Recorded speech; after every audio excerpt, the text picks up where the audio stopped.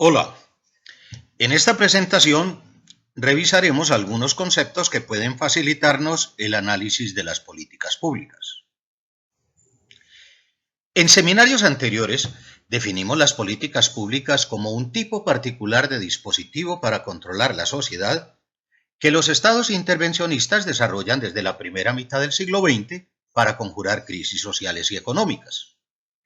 En este contexto de crisis, las políticas públicas surgieron como directrices obligatorias que el sistema político impone al colectivo, precisando la manera de proceder frente a un asunto específico que se considera de interés público. Pese a su expansión y desarrollo por parte de los estados intervencionistas, no todas las sociedades han entendido y aplicado las políticas públicas de la misma manera. En aquellos sistemas políticos que se precian de ser estados sociales de derecho, las políticas públicas deberían cumplir ciertos requisitos. Solamente pueden ser fijadas por el Estado como autoridad legítima, son de obligatorio cumplimiento para todos los miembros de la sociedad, se realizan con participación de los individuos, se ajustan a la normatividad jurídica, privilegian el bien común por encima de intereses particulares y no derivan su legitimidad de la fuerza, sino de los consensos sociales. Estas condiciones no siempre se cumplen, porque no todos los sistemas políticos que se precian de ser estados sociales de derecho lo son realmente. Muchas personas creen, de manera equivocada, que las políticas públicas son documentos oficiales.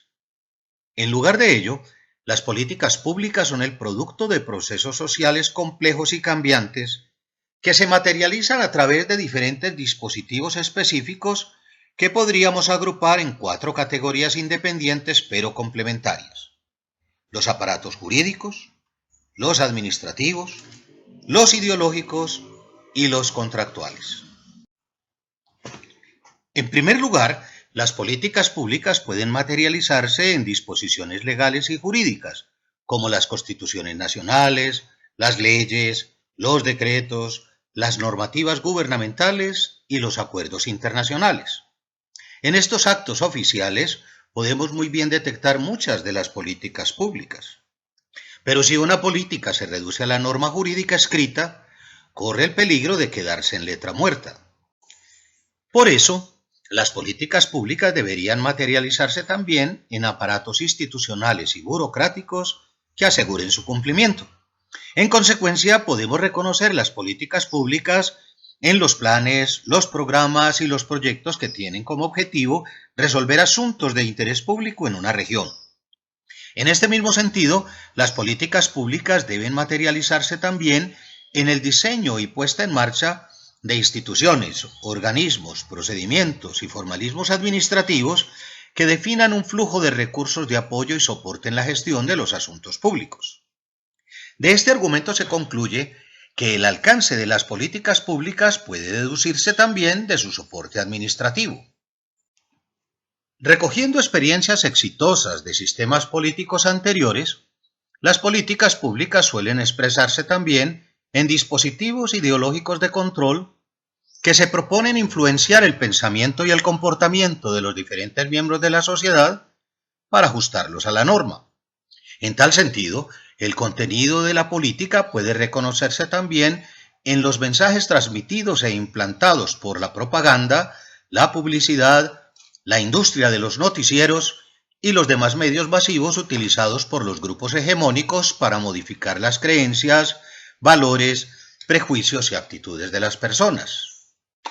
Los 3 primeros dispositivos que hemos mencionado fueron los más utilizados por los sistemas políticos durante las crisis económicas americana y de la posguerra europea, cuando se dio el auge de los estados intervencionistas, a partir de los años 80, y en la medida en que el neoliberalismo se impone en el mundo, debilitando los estados y expandiendo los mercados, las grandes directrices que regulan el ordenamiento político se han venido convirtiendo en normas contractuales que los proveedores privados de servicios públicos imponen a sus consumidores.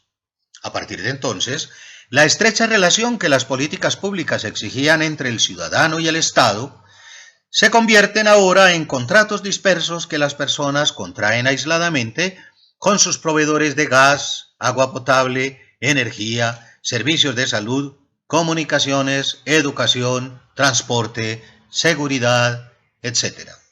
Esta tendencia que reduce el papel del Estado y su capacidad para regular los asuntos de interés común puede interpretarse como una privatización de las políticas públicas. Aunque la noción de políticas públicas es polisémica, es importante identificar algunos planteamientos frecuentes en la literatura que dificultan su caracterización y análisis.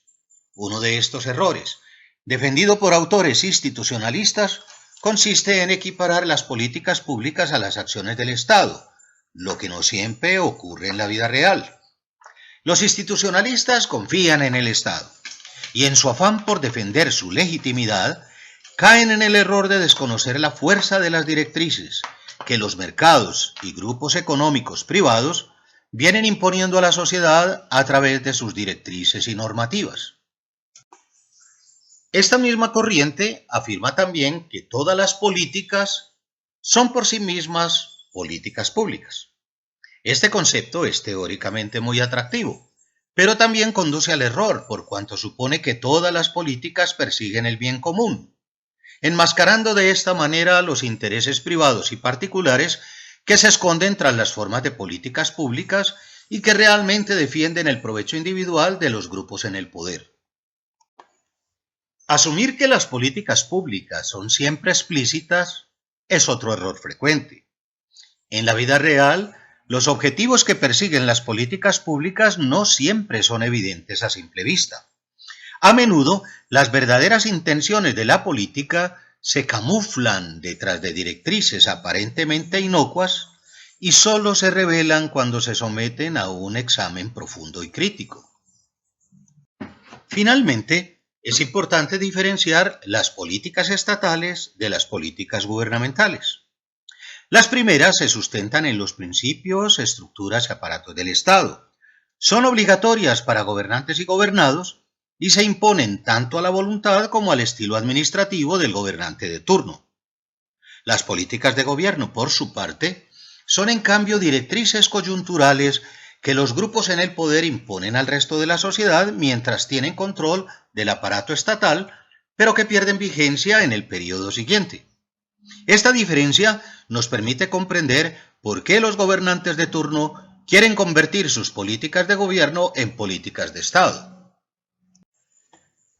Para terminar este seminario, diremos que las políticas públicas son conjuntos complejos compuestos por diferentes dispositivos para el control social, los cuales se articulan como directriz alrededor de un interés predominante que compromete los intereses colectivos, y cuya estructura no puede resolverse desde una sola perspectiva.